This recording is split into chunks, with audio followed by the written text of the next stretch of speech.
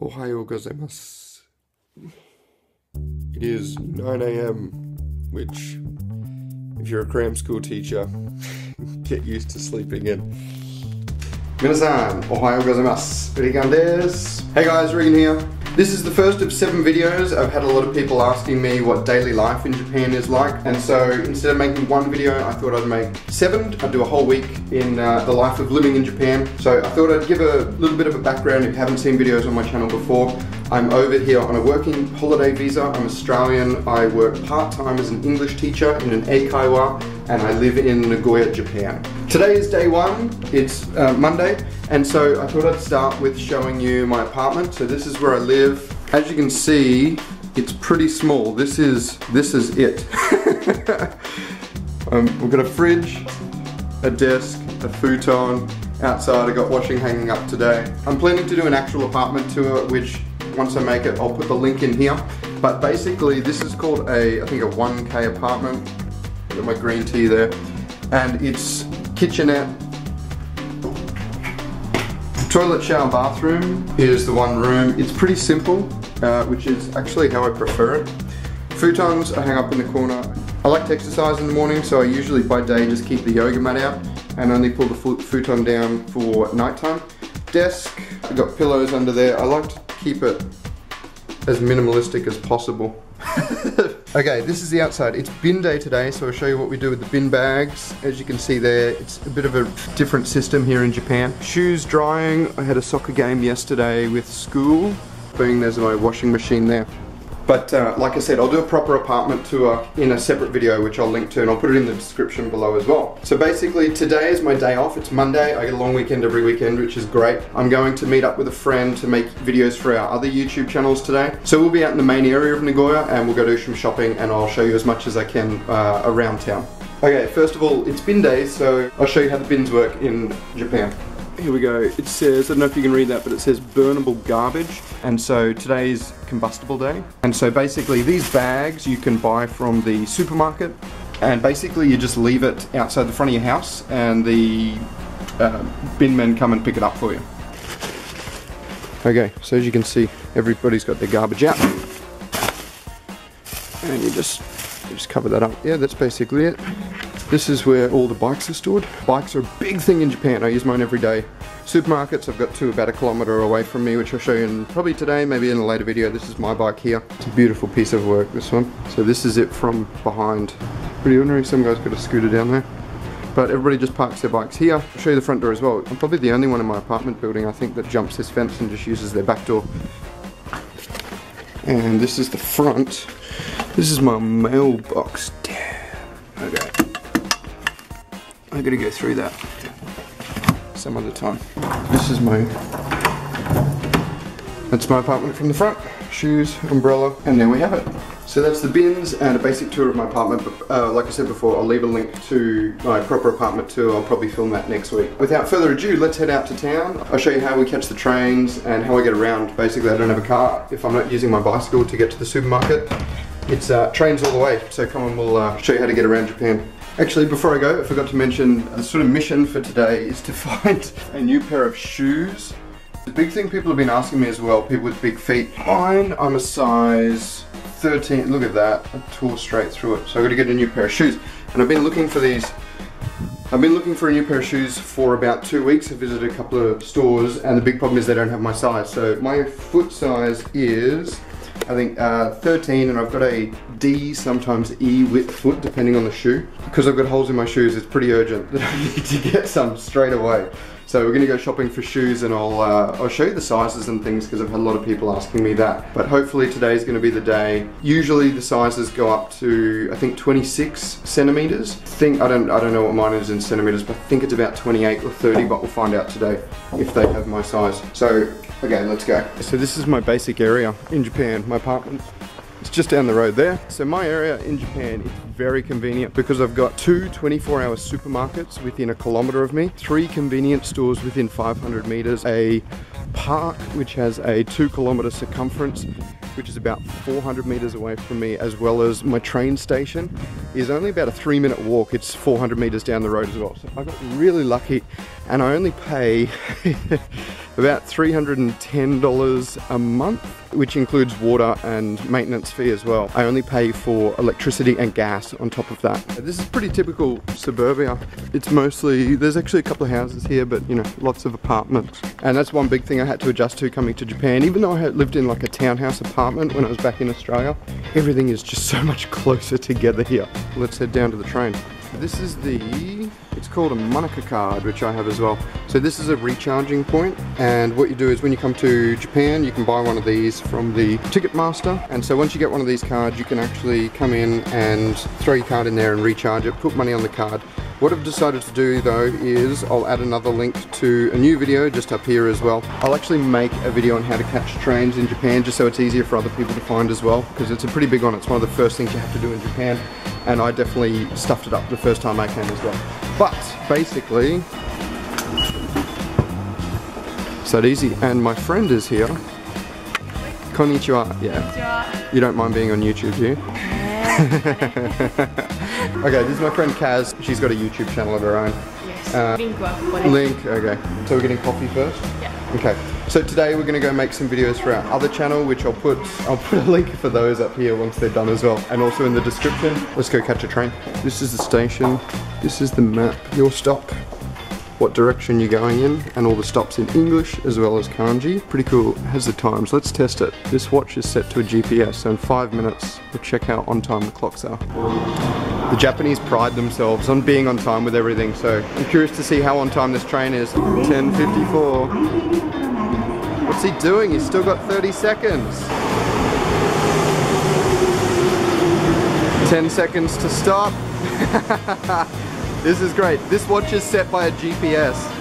3, 2, watch the doors. 1, go doors, go. 3 seconds, not bad. The train's pretty quiet except for the announcement. Everybody's pretty chill. They've got English announcements over the top for the stations as well. Super good.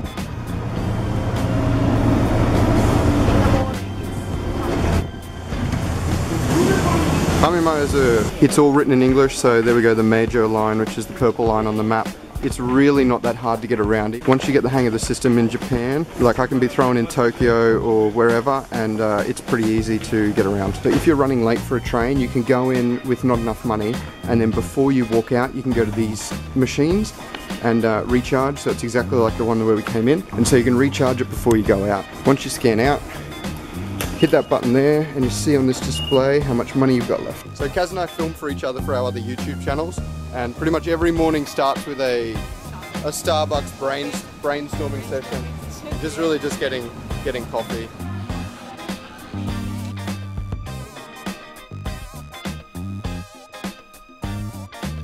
Osu, we're in Osu. And this is where all the shopping is. I've got to pick up, so for my other video on my other channel, I'm doing magic tricks for Japanese people. So I've got to, sort of. Yeah, I'll put the link up here if you want to see it. But I've got to go buy a deck of cards. So in Japan, they've got 100 stores, which are basically dollar stores, 100 yen shops. And so we're going to go and try and find a deck of cards. Okay, first I've been distracted by a shoe shop. I desperately need to get these things fixed. At this point in time, I'm pretty much ready to take any type of shoe. I'm gonna get Kaz to ask them. 30 cm? No luck, what they got to 28 centimeters. So I wanted shoes under $50. If you go, they do have sizes up to what, 30? They have up to 30, but they're heaps expensive. Yeah, they're all brand name shoes, which I have no interest for if you can see how I treat these ones. Okay, I give up. I actually have to buy new work shoes as well, and they had nothing in size 30 except for those silly king size shoes. King size? They were half a jogger. I'm not wearing those to work. I'm gonna have to wear slip-on sandals, thongs to work instead. Okay, we're gonna go get a pack of cards.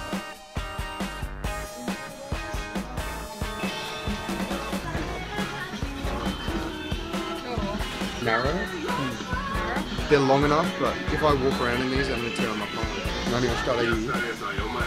think I'm just going to get them sent over. If anyone has a good website where I can get sent shoes internationally, do it.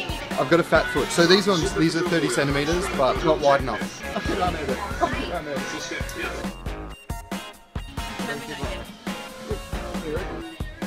Good. So they're about 45 bucks. I suppose a message that everybody could get out of this is don't give up on your dreams. If you have a 31 centimeter foot, you can get shoes in Japan if you just don't give up. There we go. US, yeah, that's the one I have at home, size 13. So as you can see, whatever size you are in US, you just reverse that number, and that's how many centimeters you are in Japanese. So for example, I'm size 13, so that means I'm size 31. So if you're size 12, you'd get 21 centimeter shoes. I'm fairly certain that's how it works. Bullshit. Oh, there we go, 100 yen. Color of the day is... A couple of weeks ago we tested people's English on the streets of Japan. I'll link the video just up here as well. We bought the prizes here, which were, what was it? Memory card, and whiteout. It's rubbish, they were $1 each, $1 prizes. Yeah, which one's better? Well, this is big jumbo playing card. What should I get? What do you think? I think this is probably handier. Yeah? Mm. To cheat. Yeah. Gonna get my magic cards. These are $1, 100 yen, but they're $1.08, aren't they? So the Japanese tax came in, and this is a 100 yen store, but everything you buy in here, once you put the tax on, is 108 yen. $1. If you need a deck of cards, come to your local Daiso or Hyakuen store. Actually, I don't think they're very good quality. What do you call the Joker? Joker. Joker. That's the card I'm going to use. Joker. I shouldn't give away my trick, should I? Okay, if you want to see a magic trick that I'm going to be doing to Japanese people, I'll put the link just up here. It'll be on my other channel. That's what I do there. If you want to see this magic trick, I can't even do cards. That's on my other channel, Other Ways of Life, where I got to strangers in Japan. So if you want to see talking with strangers in Japan, check out that video as well. I just did another video, and it sort of related to a question people have been asking me, is how easy is it to make friends in Japan? And so I'll put the link up here again, but basically what happened was, in the other video I went out and planned to do magic tricks for strangers here in Japan in sort of the main area of Nagoya. And the first guy I went up to, I did the magic trick, and then after it finished he said, well, he asked me where I was from, Australia, and he spoke English, and he was telling me about how he works in a company that organises homestays and things for people in Japan, and also that he's part of a musical group that does musicals performing next month. So this is it here. He gave me a pamphlet for the musical group, and so he's performing next month. It was really cool. We had a lot in common. He's done a lot of traveling. He wants to do a lot of traveling, and so people say, you know, how hard it is to make friends. The thing that I've found the most is you can't just expect people to be friends with you because you're a foreigner in Japan. If they're wanting to speak English, you'll probably get a lot of people that want to hang out with you to speak English with you. But to be honest, the more you try, if you try to make friends, then you'll make friends. And so for me, although I wasn't expecting it, it was really cool to meet him just then. His name is Yuki, and we exchanged Facebook and line details because he doesn't have many foreign friends here in Japan either. I talked to him and just said, you know, if he wants to, because he's in Nagoya, if he wants a language exchange partner and wants to hang out, then we can go meet up, and hopefully next payday I'll get some tickets to go see his show as well. Okay, what's next? Kaz is tired. Her video, she just... Piggyback.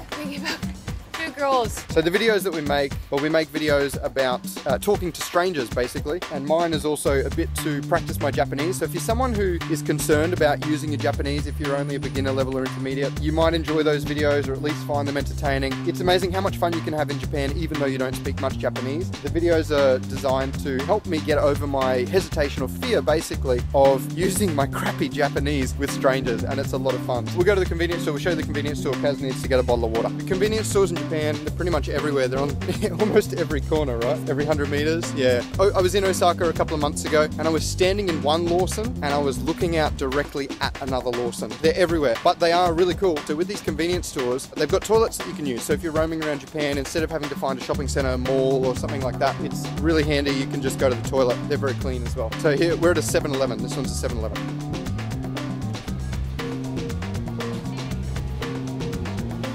They've got everything, snacks, bags of chips. It's all crap. This is probably the only stuff I buy. Blueberries and the mangoes.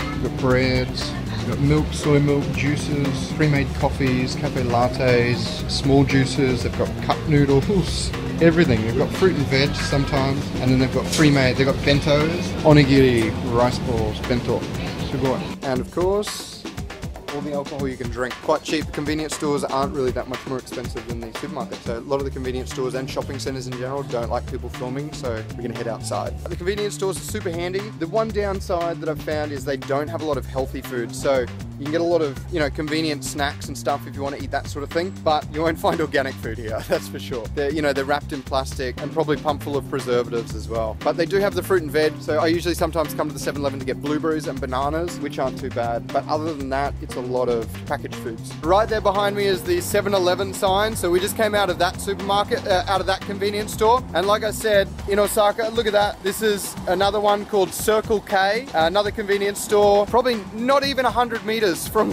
where we just walked out of that one. In the main cities, they really are everywhere. It's almost 2 o'clock. We're gonna go for lunch at an organic vegan restaurant. This one is my favorite in Nagoya and probably one of the only ones. So for those of you who don't know, I eat a completely plant-based diet, which I've been doing for about 2 years. And people have asked if it's difficult in Japan. And it's not if you make your own food, but it definitely can be hard if you're going out and socializing. A lot of the restaurants, they put fish in the sauces and things like that. I have found it difficult to go out to restaurants and eat, but as far as cooking myself, and I'll make a video, I'll put a link here. Every time I have an idea for a video, I'll just point my finger here and I'll, at some stage, once I make the video, yeah, it'll show an annotation here that you can click. Here we are. We're at the Love Pacific Cafe, which stands for Local, Organic, Vegetable, Eco-Friendly Pacific Cafe. So this one I've been coming to, we found it probably 2 weeks or 3 weeks after moving here, and it's completely vegetarian, vegan, organic, local, eco-friendly food. As I was saying before, it is a lot harder to find restaurants and things to eat out, or even strict vegetarian or vegan meals at normal izakayas and cafes and things like that. But I have found this one, you can find in the bigger cities in Japan, you can find vegetarian or vegan specific cafes, and this is one of them. There's actually a vegan society of Nagoya here as well. If you're interested in that sort of thing, I'll put another link to my previous video about can vegans and vegetarians live in Japan. And there was also a second video about the Vegan and Vegetarian Festival in Japan. If you just want a good organic meal,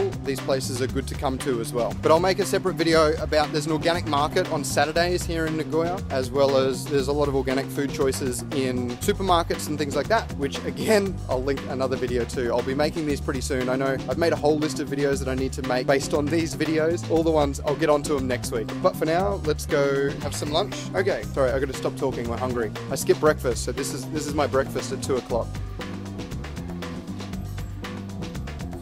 Ready to eat?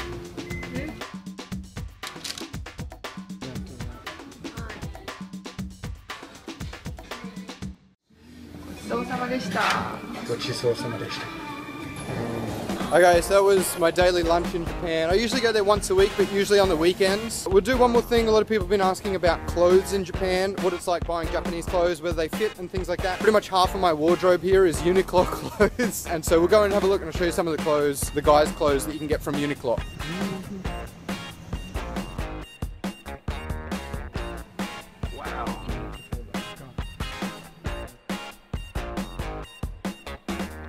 So people have asked me whether the sizes are the same in Japan. For me, back in Australia, I'm usually a medium or a large. Japanese sizes, I'm pretty much always large. It's only usually one size up. You definitely need to go up a size, but usually one size up is enough. At least shirts and things, pants, I mean, they're all measured by waist size, so it doesn't really matter. One thing that's difficult to get here is cheap pairs of sports pants. You can get like Nike ones in good quality, but just your cheap quality but decent running pants. What's wrong with it? They look like superhero pants.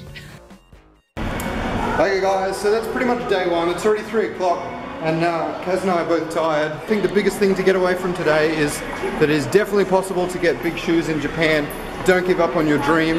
31 centi. So you can get up to 31 centimeter shoes, casual shoes. Just don't give up on your dreams and hopes. If you've got big feet, you can do it. ABC Mart was the name of the shop if you're interested. Tomorrow will be my first day of work for the week. I'm teaching English here in a cram school, an after school school. So I'll show you what that's like. I can't film the students or anything like that, but I can show you where I work and what the classes are like and things like that. Otherwise, that's day one down. We've still got 6 to go. I've got plenty more to show. If you have anything you want me to include in the future videos for the next 6 days, let me know in the comments below. Or if you have any questions about what you saw today, just let me know as well. I'll answer as many as I can. Thanks for watching guys. Arigatou gozaimasu. Ja, matte ne. 20 seconds.